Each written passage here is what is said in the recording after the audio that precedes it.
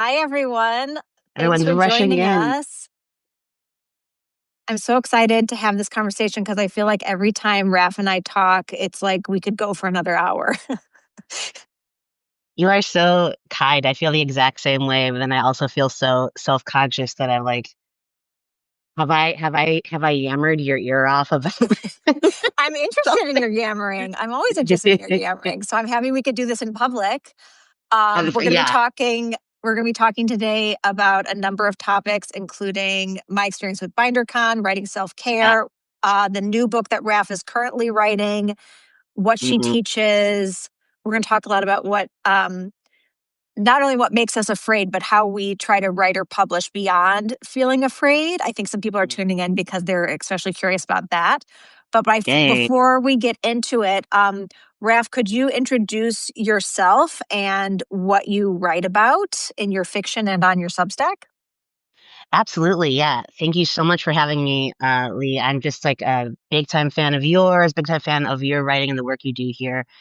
I'm a novelist as well. You can even say I'm a satirical novelist. But I'm also like a kind of a thank you for the hearts to that. I'm like also kind of a dark humorist, which you are too. So I think we're in the same category there. I've written three books. The Come Down, Confidence, and Bugsy is a collection of short stories. I used to be an associate professor at in an MFA program at Southern Illinois University. Now I'm a full-time writer, and I just yeah, I read about a lot of different things on Substack. I think the thing that's like most it's become most prevalent in my recent writings is actually just the topic we're going to tackle today, Lee. Really writing past fear and how fear kind of prefigures in I think everyone's creative experience. I think that to say that you're fearless when it comes to being creatively vulnerable might be a misnomer, but we'll talk more about that, and that's what I'm kind of tackling now. Yeah, I definitely wouldn't say I'm fearless. I say I think Okay. I think Georgia O'Keeffe said I've been afraid every single day of my life and I made art anyway. I'm totally butchering this quote, but it's like I'm always afraid, but then I Yeah. have to push past that. It's not because I am Yeah. not Yeah. afraid. Yeah. No, same. Like I mean, for what's coming up for me especially is like the the the vulnerable act of making the art. But then, as I've like gone full time, right, as a writer, it's the like the being received piece, and then how that is kind of linked up with one's livelihood and one's like public presence as an artist or a writer. Man, that's like a whole nother way to talk about the fear that manifests when you're writing. Yeah, I think we should differentiate between like fear of writing something and fear of publishing something That's a because great point. Yeah. you and I have been having these conversations, and I think like you inspired me to write this piece that I published on Sunday about my experience in BinderCon. And this is an experience that I've Yeah, I talked about heard on that. many podcasts. Thank you. It's not a secret. Like I've talked about it with friends, Right. I've talked about it on podcasts, but there was something like holding me back from like telling my attention economy subscribers about it. But then I was like, Mm, why? What am I afraid of? Like, well, I'm afraid that this piece could be shared in a way that like a podcast interview is not shared. Like this could be shared with the people that were members of that community at that time that I referenced in the piece. And I was very careful, like not to give identifying details. Like my goal with that piece was not to like send my audience as a mob, like after one of those people. That's not my intention oh, at all. I really right. wanted to describe a dynamic. But when I think about like what was my fear of, and I don't I don't know about you. I don't keep a journal or a diary. I don't write in a way that's like a cathartic process privately. Like I write hmm to be understood by other people. So when my fears come up, it's not that I'm afraid to write something in my journal. It's that I feel this like almost like boiling water. Like I feel this bubbling of something I have to express, but then I think about, well, what will happen to me if I express that? Yeah. Yeah. Oh man. I mean, so much to just so much to like chew on there, and there's so much that's so relatable. Like when you sent me the an earlier draft of that essay, which is just so it's fantastic, by the way. I think everyone who's entering into this live probably has read and knows it. And if you haven't, please go read it. But the essay you published on Sunday, I think like when you the earlier draft, you were like really grappling with this idea of like, I could kind of see it almost subtextually, just what you said, not wanting to recreate this mob like groupthink kind of like hyper antagonistic experience, right? By like sharing what happened to you. And I think there's like, you could talk about before, like, okay, like I'm going to have a really pragmatic approach to my career here, right? I'm going to like, I do want to touch an economy, which is vastly helpful for so many writers. But I'm also like, I don't want to kind of like cross streams as it were, right? Like I don't want to like have this be a venue for this more vulnerable and potentially like brush fire starting stuff. And I think maybe I don't want to put words in your mouth, but I think what you found right is that like it's not just an automatic brush fire, right? It's you're doing something, you're doing exactly what you said, you're writing to be understood here. You Mhm. are confirming why we do any of this in the first place, right? Like that, I mean, that the essay is a great example. Yeah, and I didn't write this in the piece, but I'll say this during the live, which is that a couple of the people that were involved in these online conflicts that I write about in that piece, they have followed me on Substack. And every time I get a notification, it's like Uh, a blast from the past. When I get a notification that person's following me, I think, are they following me to criticize me and share my work with like a secret group where people talk behind my back? Are they following me because they have a fond memory of that time? Like they enjoyed the conference and they don't even know what I lived right. through. Like it could be totally innocent, but I just have such a triggered response to that. And that's partly my impetus to writing that piece because I was like, I want to be known. I'm no longer the Leigh of 2015. I have changed. And I felt like I had to write something to say, this is who I was. This is who I am now. Do you feel something similar when you write about when you're writing lately? There's a bunch of things we could talk about with your writing lately, but is there Oh, a sense of like yeah. stamping your identity or wrestling with a previous identity and who you are now? Gosh, yeah. I mean, it's that is such an excellent question. I think like, you know, if we have like parallel experiences. Like if you were to, although I wasn't organizing a like 40,000 person literary conference, I was entrenched in a kind of a more like traditional literary path, right? Like I was like um okay, I'm gonna like go get this degree and then I'll go get this job giving other people degrees and I was very much a tower of lines, right? And I think that like there was my personal fear was that if I were to show up in a way that like registered somehow as creatively or ideologically unsound, right? That would make people unhappy because it really does go back to this, right? It's like you write to express yourself, you write to like share ostensibly with the world what you want to say, or really to just kind of put down what's on your head on paper. But then you get to the point where you're like, man, my ability to do this in a pleasing way is linked up with my material, like safety, right? Like this is my Mm. job now. So people need to be pleased by what I write. And then so I got in such a position where I was like, okay, like I don't want like in these like these various like literary ecosystems I'm in, I don't want people upset, right? And so I think that I mean I think it's so similar to what happened with you at BinderCon, right? Like we were in it, to like build community. We were in it with I think still like a ton of like-minded people, right? We could talk Yep. more about how the groupthink and the tribalism springs up, but like it's so it's so hard to balance that like I have to get this right. I have to please people. I have to be good. I am so afraid with creativity and getting at the truth. Those two are actually at odds in ways that it's are not, spoken about, hard to anticipate, I think. Yeah. And at the time, Ed is encouraging us to be ourselves.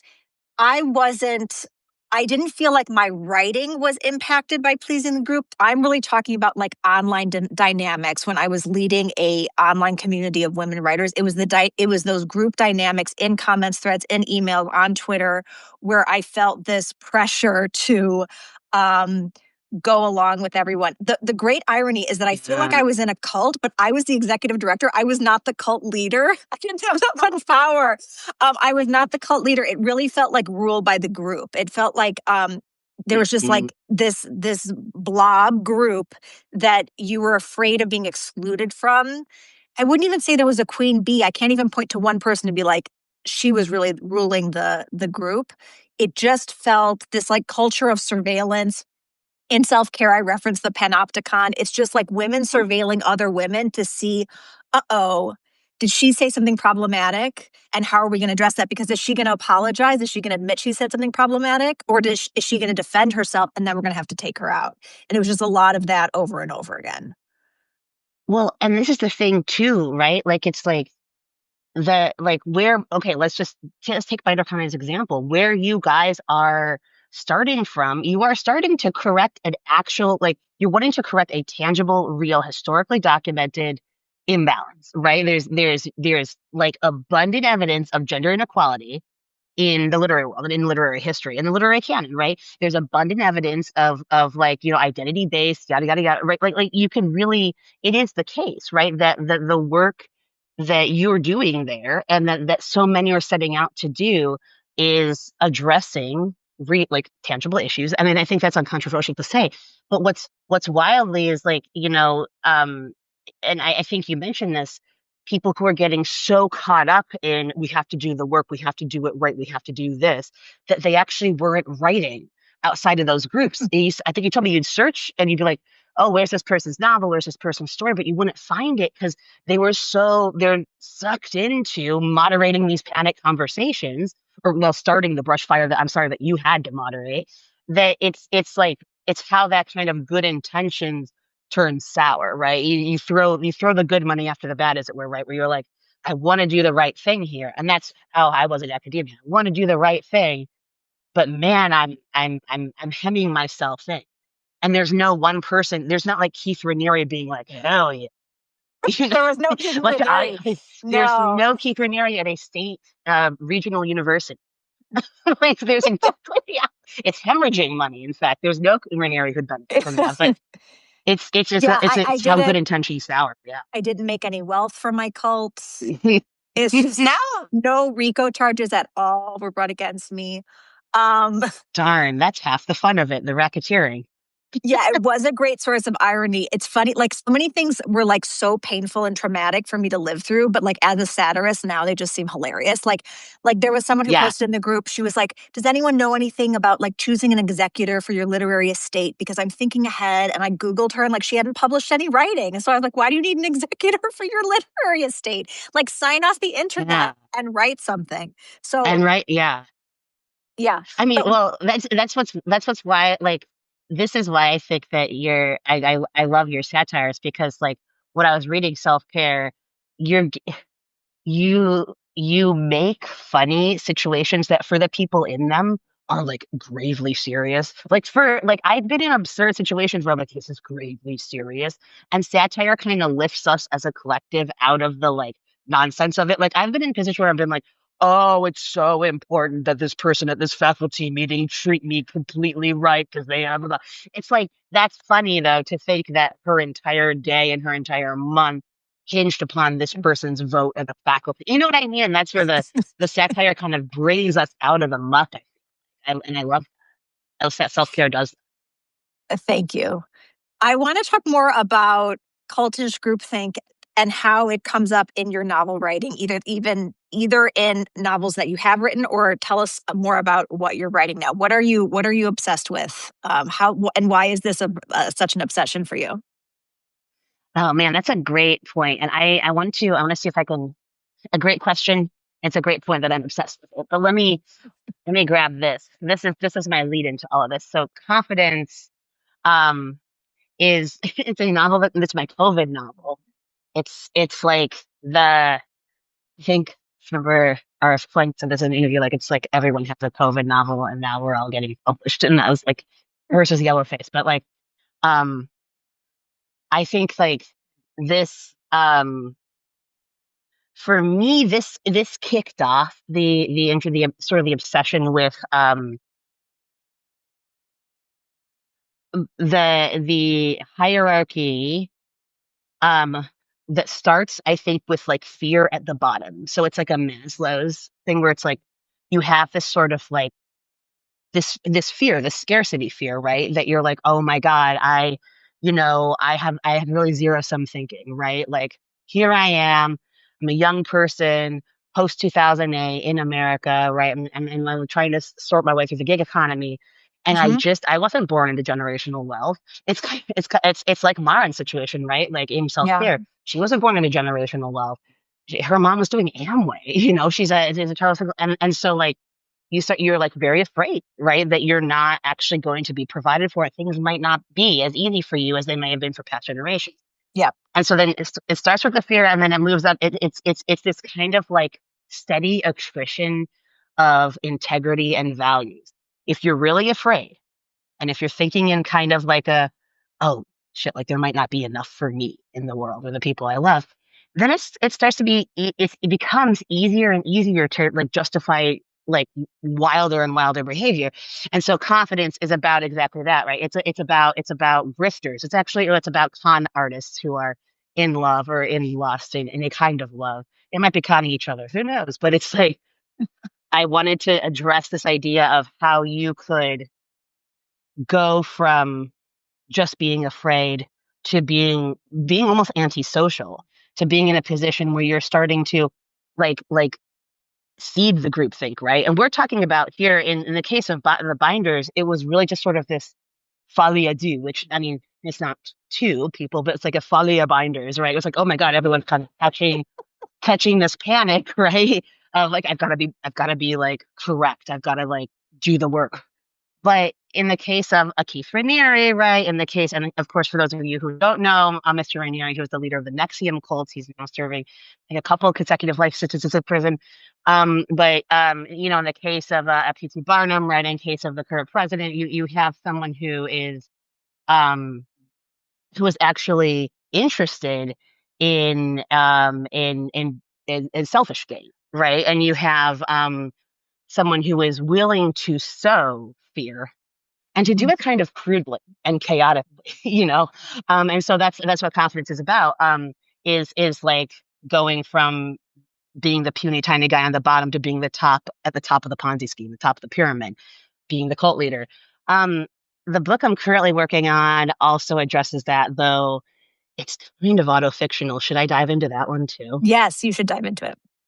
Okay. Well, that one is it's the most personal thing I've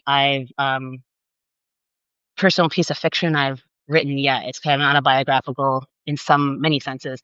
And it's basically two points of view, right? You have these two characters, they're both trans men. One is coming from poverty, extraordinary poverty, and wants to be like a very famous genre writer, right? And has kind of, if you think of Neil Gaiman pre-Revelations, Okay. bad Revelations, not the Book of Revelations, but Neil Gaiman before we found out about Neil Gaiman, and he was just kind of this fantasy superstar. That's the sort of writer that this character would admire. And then you have another character, also trans, very similar to me. Went through that traditional academic background, middle class to upper middle class, but is just really languishing because he's not as famous as he thinks he should be. And so the dynamic between the two of them, right, is it's like they the first character can't stand the second one because he feels that the second guy's had all the advantages he hasn't. Yep. Um, and kind of justifies some envy, some fear based envy. A second character is like, oh, I just wanna help you. I just want to be good to you because there's nothing in my life because I valorize these things that maybe are not very healthy to valorize. And so then you have this kind of very, very to use the word the kids would say, toxic, psychologically sticky, obsessive, codependent dynamic that results in not predictable disasters. Sorry, excuse me. Predictively, it results in horrific disasters. So that is my trans obsession novel that I'm working on right now. Exciting. Thank you. Excited to read it. When you were talking about kind of going from scarcity and fear at the bottom to becoming the king of the Ponzi scheme, I was Hmm. just remembering, like, I did a podcast interview. It must have been when self-care came out when I was talking about BinderCon, and someone asked me, like, but were you doing this for like your personal brand, like so that you could become famous for this conference? And so I was like, it actually didn't work at all. Like I remember and there was a hotel that was attached to the conference, and this woman was checking into the hotel, and she's like, I'm going to this conference. And I went over and introduced myself, and I said, hi, I'm Leigh Stein. And she had no idea who I was. So it was like very humbling at all times. Like it wasn't for my own personal glory. I really just all I wanted was for people to be like, thank you. We see how hard you're working. It's just like, you don't get what you want. Like, it's Oh just, no. Yeah. Like, well, I mean, that's the thing too, right, Lee? Unless you are actually sitting there being like, hey, I am what I think what we would call like a psychopath or sociopath. I am someone who really has no interest in other people's like mental states. Like I don't even believe in qualia for people who aren't me. Like you're beneath me, and what can I extract from you? What can I take from you? Like that's different from, hey, I really want to bring a lot of different people together, a lot of women together who are like writing, and I'm going to build community. Oh, could you pre-order my book? Like I pre-ordered yours, and did it. I think those two things are pretty different. yeah. It's yeah, yeah, yeah. Well, I'm not sure everyone knows, like you have a very illustrious writing trajectory, and this is related to our theme of like approval seeking, I think. So tell us about your illustrious writing education, and talk a little bit about being mentored, because you just published this essay yesterday about this experience. So tell us about going to Iowa, Ref. I will. Sorry, I'm not. I'm laughing not at you or what you're saying, but just at the sometimes the sticker price or the emotional sticker price doesn't really reflect what you're gonna get. I like that But emotional sticker price. I like that. yeah, it's like, oh, this is gonna really, just gonna be hard work, but this is really worth it. And it's like, this was hard work, and maybe it wasn't worth it. Um, I think, yeah, I think I would say we like the Iowa Writers Workshop. At least when I went to it, I went between 2012 and 2014. It was an environment that was not distinct. I think, like ideologically from BinderCon, in that people were broadly talented. They cared about like I would say like uplifting different points of view, and like meeting other like similarly talented, passionate writers. Like there's a lot of like, and there was good mentorship that happened there, right? There's a director who really, really, really cared about the program and was doing everything she could for it in the ways that she could. And so I think coming in, right, there is a feeling that, oh, like these people are handpicked because they're really great writers, and this is going to be a really good educational experience. And it's not that it wasn't any of that at all. It's just that like when I guess when we talk about like American higher education and the way it's set up, specific, especially the Ivies in Stanford, and how you have these institutions that are old and storied and constructed in such a way that doesn't really reflect like how I was just gonna say like how current American society functions, right? So it's like maybe it makes sense to be punched for skull and bones when it's like the early 19th century, right? And you have this kind of gentleman scholar thing going on. And it's like only dudes there, and a degree from Harvard, I think, means something different than it does today, where you have.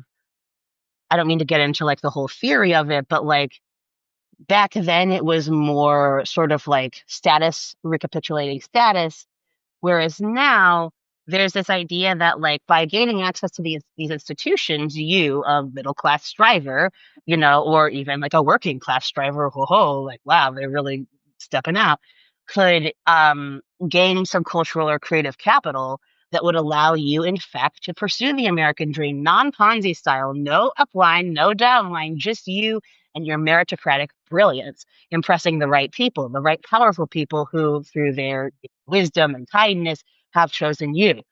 And that there is a flaw in that system because it's still a system designed to concentrate power with a group of very few.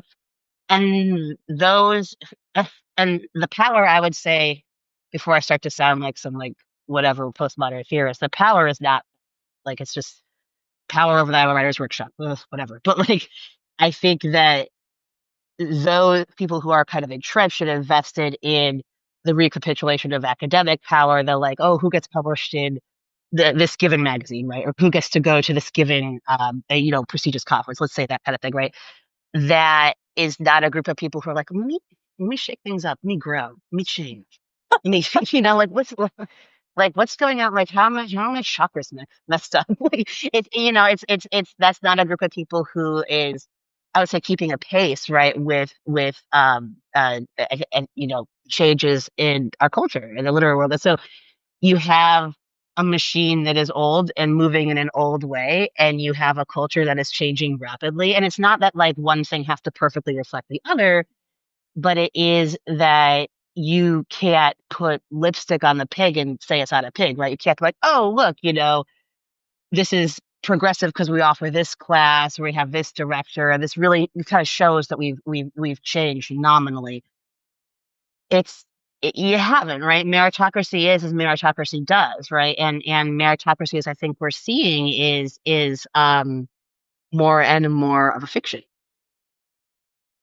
This is a really unique, this is an interesting difference, I think, in our backgrounds, because as much as we have a similar sensibility and sense of humor, I have a very weird educational background. I'm a high school dropout. I have a GED from the state of New York. I finally graduated from college at 27 after publishing my first two books. Like, maybe only a weirdo like me would have started this conference because, like, I never climbed a ladder. Like, I wasn't on any kind of track. You did everything right. You were on course. Like, you got the letters of recommendation to go to the best program. You leveraged that, like, in your career. So I think that kind of opens up us to talking about what we think about millennial feminism, because you wrote this great Mm. piece about Rory Gilmore. Admission, I've never seen the Gilmore Girls, but you have this, say more about your idea of her as kind of an avatar of millennial feminism and meritocracy and striving. Oh, that is, yeah. Thank you so much for bringing that essay up. And I will say though, right, like even before I dive in, I think there'd be this like really simple leftist critique that could happen right now that where someone could say Raf had XYZ resources, right, that Leigh didn't have in these firms, and this is kind of what has enabled Raf to like catapult herself forward in these ways. And it's not that so that wouldn't it's not that would be wrong, right, on its face. I like class is such oh my God, class is such a limiting factor for so many people when it comes to pursuing a creative career. Like abundantly. I know you know this. I'm just saying it out loud because we need to acknowledge it.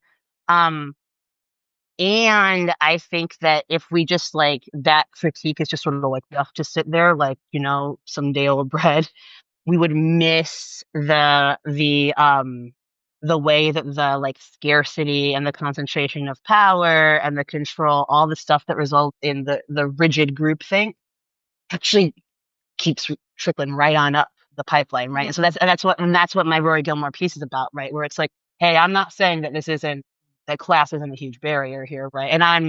But like if I were to just be like, I acknowledge my privilege, I acknowledge my privilege, I acknowledge my privilege, and then it's like, and then we just leave it at that.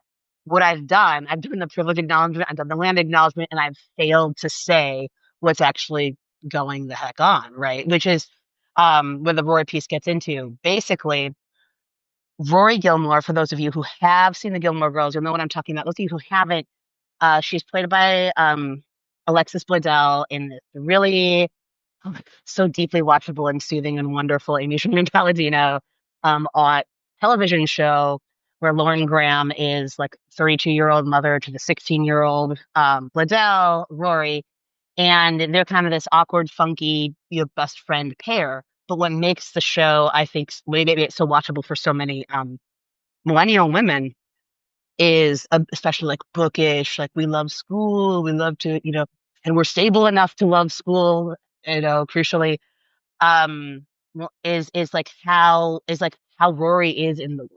So she loves school, obviously. She loves to read. She's like she's very she's a nerd. She's a beautiful nerd, right? She's a perfect beautiful nerd.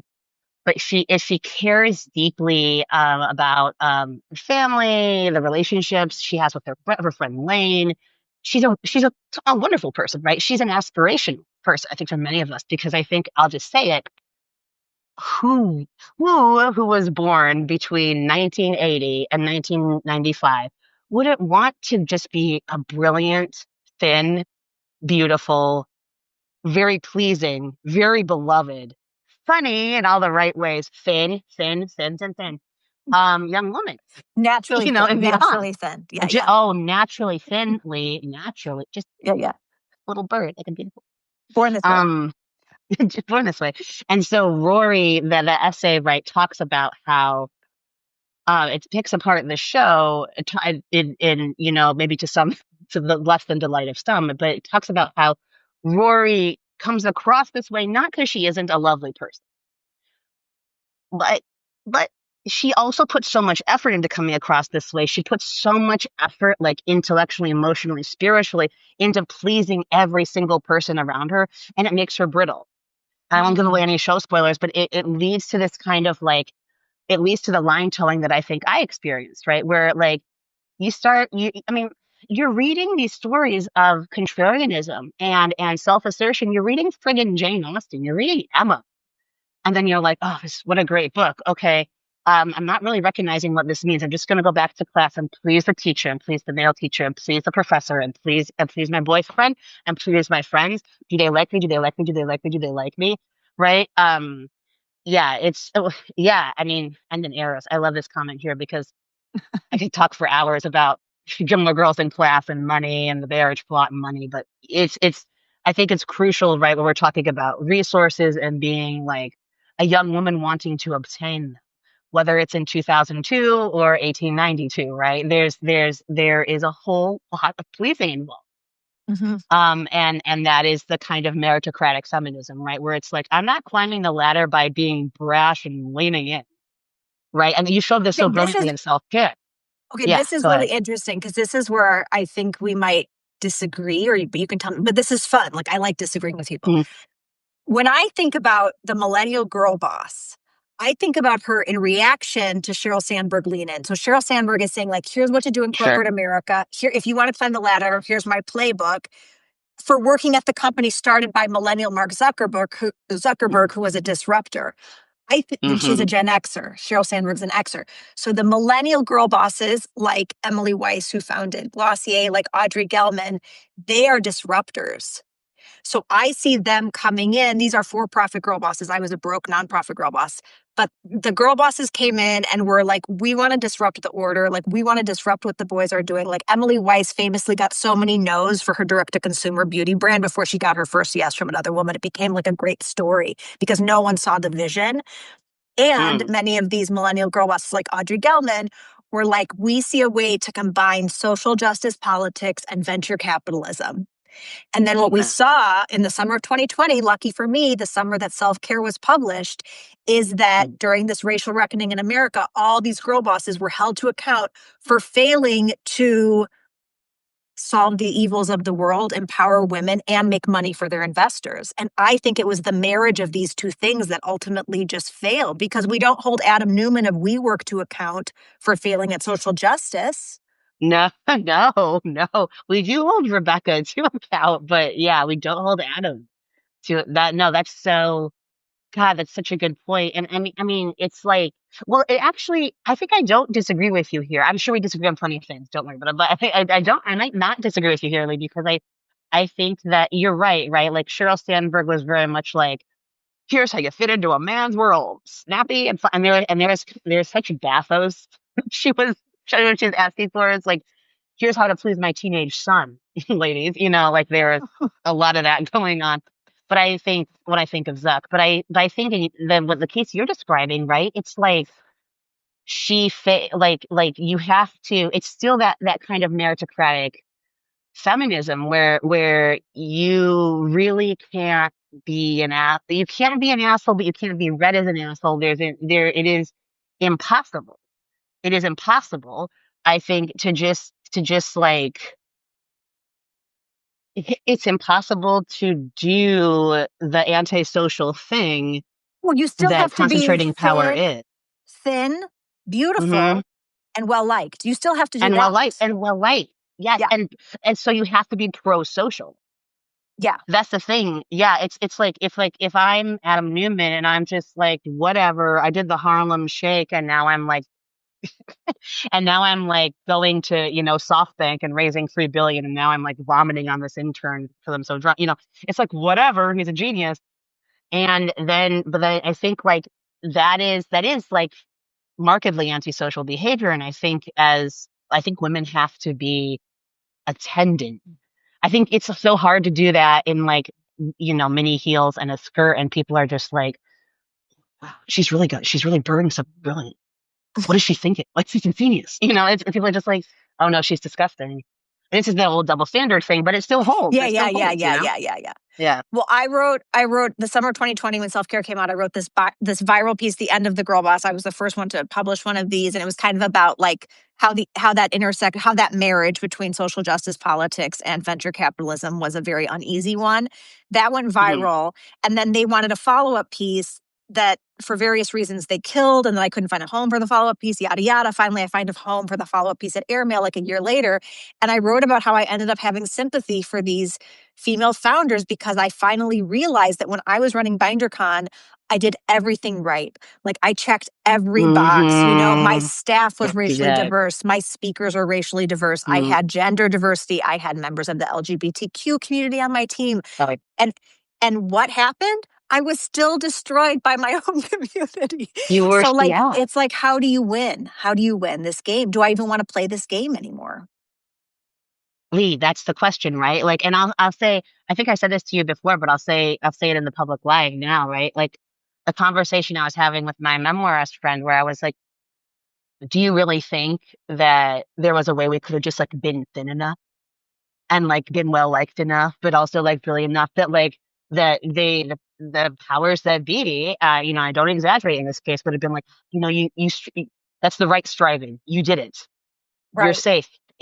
You're just not gonna win. You're not gonna hack it, and I think that what I love so much about attention economy, and this is a question I actually have for you, is the way that you were like, okay, I'm going to pivot away from this. Like I'm going to build my own community. Like it's still community oriented, right? But it's more Mm. pragmatic in this case.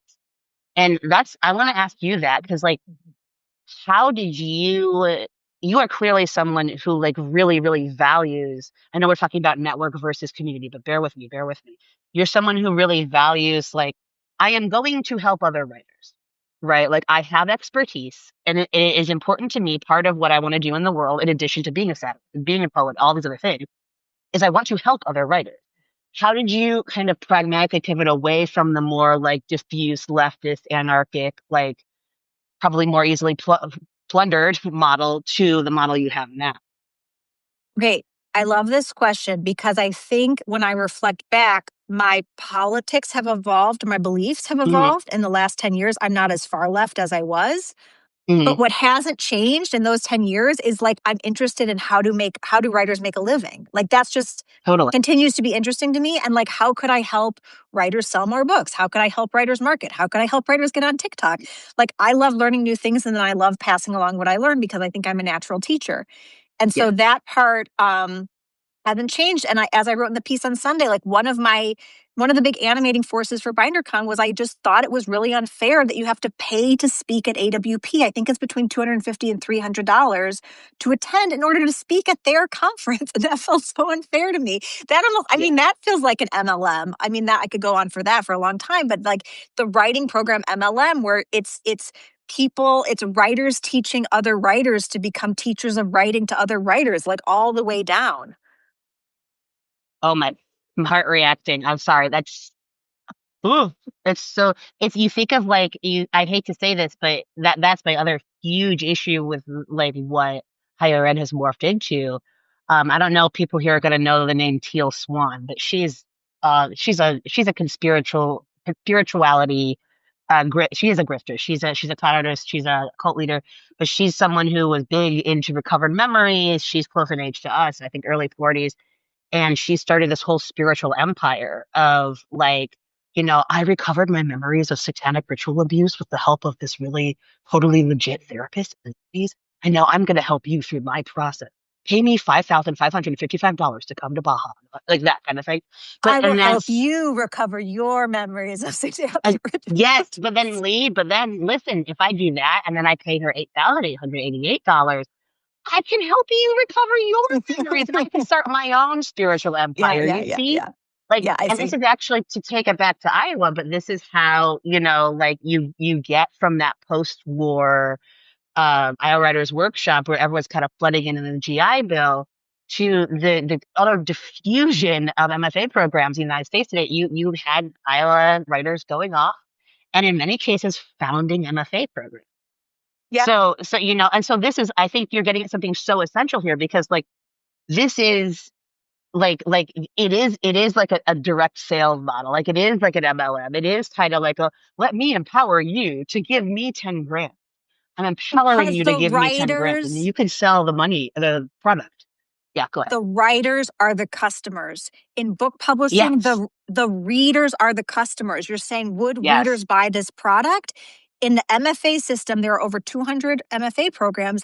They are marketing their Mm-hmm. programs to writers so that you can have the identity of the writer, the lifestyle of the writer. You are the customer Mm-hmm. being marketed to. It's like a total mismatch. And I have so many Mm-hmm. clients and students that come to me after they graduate from their MFA programs. And it just makes me feel bad because sometimes I'm helping these writers with something that I feel like they should have learned in their program. There you have it. That I came to you after my illustrious Let's talk. Okay, like, this is what I want to ask you go to ahead. talk about how your teaching has evolved. So you went through the most famous, I mean, the MFA, the Iowa MFA writing workshop model is the one that's emulated all across the country. How do you teach writing differently now? How has your teaching changed? And also tell us about classes we might be interested in taking for you in the future. Oh, yeah, okay, great question. And Jenna with one N says bad art friend dynamics. Totally agree, Jenna. Um, yeah, so basically my teaching has evolved because in a variety of ways. I just actually published the essay called The Sincerest Form of Flattery on my Substack. It's paywall because it's one of those kind of juicy Iowa Gothic thingies that It's call very me Ryan juicy. Lisa. It's worth the paywall, I would say. Yeah. It's worth a It's paywall. worth the It's worth Ryan Lee. more than Ryan Lisa's paywall. Thank you, Lee. I'm gonna heart react to that. Appreciate you. But but like it's I had a mentor there who was a very profoundly self-serving person and who was there was boundary crossing and it wasn't it was not romantic or sexual, but it was a bad art friend boundary crossing actually. And so I learned right that at Iowa this is the kind of the hard part of it. The I learned that art is supposedly about pleasing other people for your life. I learned that very few people will be able to do that successfully. Maybe like one or two are gonna like really blow up. I learned that this like sort of weird this behavior of like anointment and being like, oh, you're the best, you're a genius, I declare you a genius, and then I'm gonna have this kind of like sneaky, bizarre relationship or dynamic with you. And that was my situation with that mentor. Was like, okay. And one of the things that he did was he wanted to thread the universes of our novels together. Leigh, I was like 22, 23. I thought that was so cool. I was like, oh, that's awesome. And so to this day, it was like baked in my, not to this day, excuse me, but like much later, it was baked in my consciousness. That's a nice thing to do. That's how you lift your students up. That's nice. Oh, and people like students would get excited, but then they'd be like, wait, this is like so hard and weird. And I'd be like, wait, this is so hard. Why are we doing this? This is not right. You're not my peer, but like I think you're so talented, but this I should do this. There just be this feeling in your gut rather. It's like, oh, like this is too hard. And when I kind of learned the revelations I learned that led me to writing that essay, The Sincerest Form of Flattery, I knew, okay, I gotta change my tune. And so my teaching now, especially now that I teach independently, And I'm not in higher ed anymore. It's so much more focused around overcoming fear. Which is, I'm really glad you titled this live the way you did, because like what I see at the root of so many people's like struggles as writers, like it isn't just like, okay, you need to like rehab your craft approach in this short story so it pleases me more.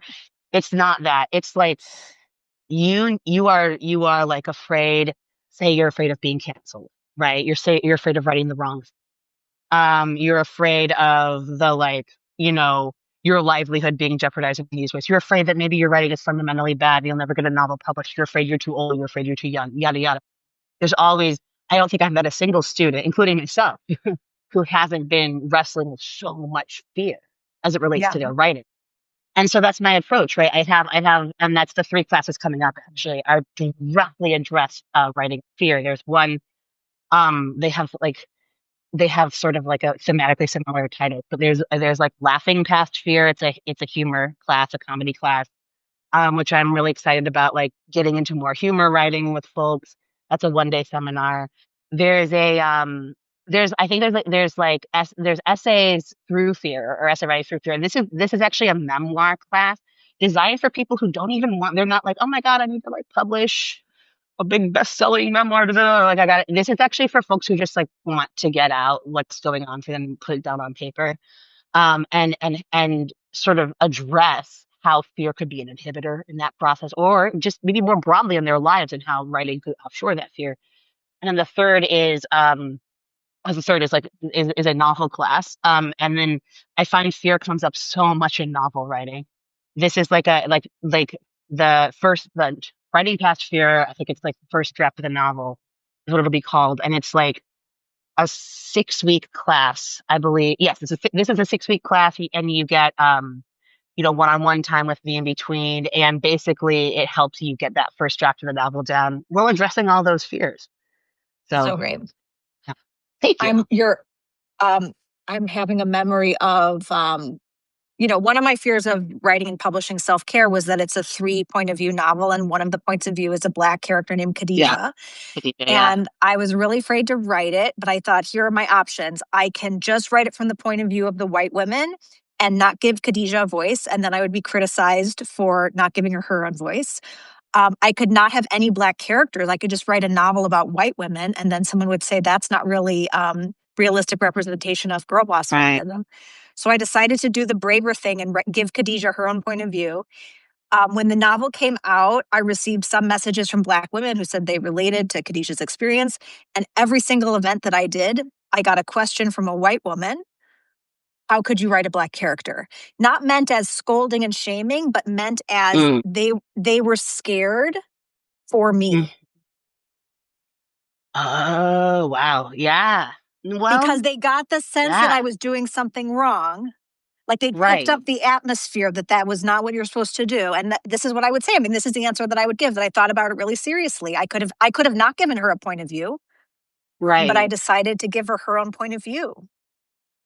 Well, and what a fabulous example, right? I think of like moving past that fear, moving through that fear and achieving the result you achieved. Because I thought Khadijah was a fantastic character. And one thing I mean, among the many things I love about self-care, one thing I really loved is that like there wasn't this sort of like this simplistic moralizing. Right, like there wasn't this just sort of like, look, well, Khadijah is the one who is often slighted and who's often victimized in these like very heavily white environments, so she'll just be perfect. It's like no, Right, like right, Khadijah's right. just like trying to manage her shit like anybody else, and I loved how you had women coming from, Devin coming from this really wealthy background, Lauren not at all coming from a wealthy background, Yeah. Khadijah, coming from a really racially marginalized background, and it was a complex portrait of this group of people. And the book I sent you, my first book, The Come Down, half of the characters are characters of color. So I think I got away with this. This is Rebecca Frumkin. This is before I changed my name, changed my gender, for the period that I did. But um, this is like the book I wrote out of Iowa, and it was like half characters of color, half white characters. 2018. So it was weird. It feels like it was so long ago, Leigh, but it was. I think that book flew really under the radar, and I kind of somehow, even though it was like just a couple years before COVID when it came out, maybe it was because it was so unread, who knows, but like I feel like I like evaded some of that ooh, like why did you do this? Concern, cancellation concern. Maybe we should end on the fear of coming back to writing after a book underperforms. Ooh, Because I wonder if that will be relevant to that's anyone good. in the audience. So for me, it happened That's a great question. my memoir that came out when I was peak girl boss. I sold it on proposal. I had 40,000 people in my community. I was a girl boss star. That book came out. It sold 1,400 copies. It went out of print. And then I had to write self care. And I think I was so burned out and in so much pain from that experience that kind of was like fuel for writing self care. It was almost like my revenge novel. So I guess, yeah, I guess I did have a fear that like my career was over, but like I had nothing left to lose at that point. Like I'd already lost everything. So that's why I was able to Mm, write self care. But talk a little bit about ups and downs in your writing career and how you kind of psychologically move yourself through that. man, yeah, that's your story is such a relatable one, and it's so clearly like I mean I'm remembering that essay you wrote about like the mid-list writer, right? And taking this kind of pragmatic approach to just it is a hyper material, hyper commodified industry, the literary industry. And the thing we're doing is, I know, sorry if this sounds precious, everybody, but it's hard to commodify. It's sitting down and being like, oh, my private obsession about grifting and they're gay grifters. And I wrote this. Oh, I spent 18 hours a day sometimes going crazy writing this. 18.99. Please pre-order it. Like it feels crazy to say it. You know what I mean? But it is the case, right? And this has left me, I think, like saying let's buck that trend completely, more being realistic and siding with you here. I like your pragmatic approach so much, and I think that when you ask what are your ups and downs in your writing career, man, like there have been many, and they've all been fueled by not being pragmatic, right? Like by not like by trying to square the circle. I think another dream that got sold to me by Iowa, but I can't even put it all on Iowa because the notion, like the German romantic notion of the quiet genius, has existed for years, since time immemorial. Though oh, the writer starving in the garret, all that nonsense. Um, and I think I really idealize. Um, Here's what I'll say, because I really love just going and being creative, like you do, right? Like I like really love to. Okay, I'm gonna like put this down on paper. This feels amazing. I idealize a situation in which I would do that, and then I'm quoting Gene Hanf Korolitz's amazing novel, The Plot here. And then by viral word of mouth, my book would just become a bestseller, right? And unfortunately, that's unrealistic, right? Like maybe it happens to some people, it does, and that's awesome. But it's the come down was very much me not realizing how to market my own book. And so, and the come down vastly underperformed. And that was the book that the universes are threaded together and this and that. And it's explained in the sincerest form of flattery for those who want to pay me a fraction of what you pay Ryan and Lisa um, to check out. But it was hard to come back from that. I felt just like you. I was like, shit, like this is so vulnerable. Like I'm so Yeah. emotional about this. And you go to some people, Lee, I'm sure you have this experience where you're like, there are a lot of folks who are like, I wish I could publish a book at all. You're whining at me about how your book was published and this, and I'm like, oh, This I is an get important advice it. though. You have to find people more successful than you to complain to. This is I've important for done writers that. to know. It's important. Thank you, Dan Sean, by the way. Shout out Dan. Unrelated. Uh, but no, yeah, I think that is true. Having good friends who do have that perspective because they're farther along in their careers is so valuable. But yeah, I mean, it's like confidence was a comeback of sorts in that, it was written. I really had an audience in mind when I wrote it. I wrote it to sell my short story collection. I'm still very proud of both books.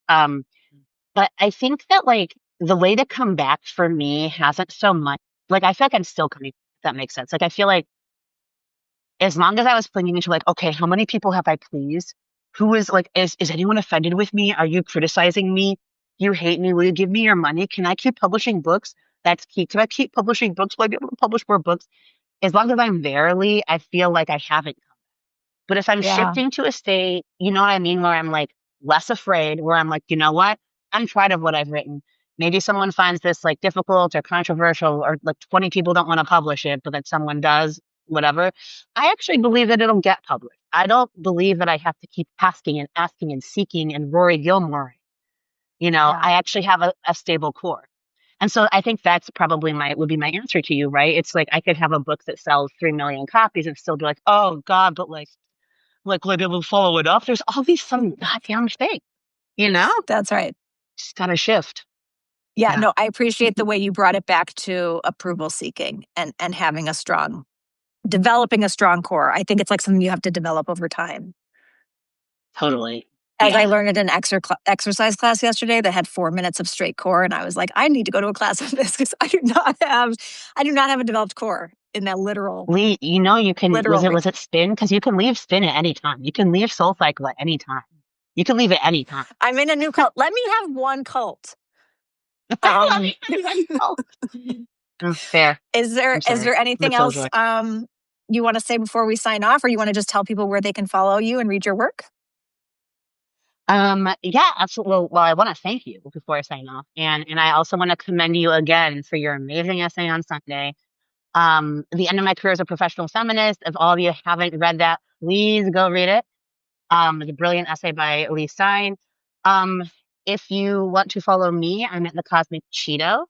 Um, I am going to be putting out an announcement for classes tomorrow.